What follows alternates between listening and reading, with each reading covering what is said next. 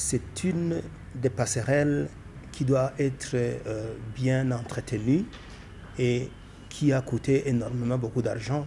Et alors que nous avons d'autres projets pour faire passer des routes des échangeurs. Alors, c'est vrai, les citoyens doivent être éduqués pour comprendre certaines choses, mais cette situation, ça rentre dans l'embellissement de la capitale.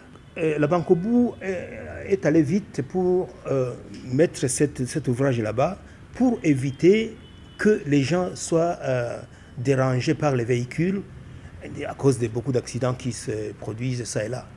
Alors, je pense que les gens doivent suivre le rythme ou l'évolution du monde.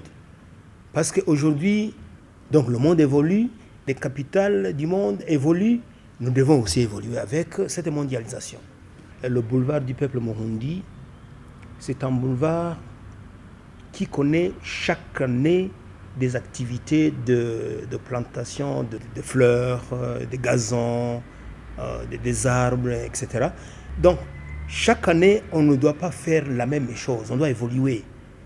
Mais c'est bien dommage que quand même les gens ont transformé les passages dans les gazons, dans les fleurs, pendant qu'il y a des passerelles, il y a des petites pistes qui ont été érigées essentiellement pour les piétons. J'ai compris que pour que les gens puissent respecter la chose publique, il faut user la force. Et on n'use pas la force physique, mais il faut user la force en les faisant payer quelques amendes.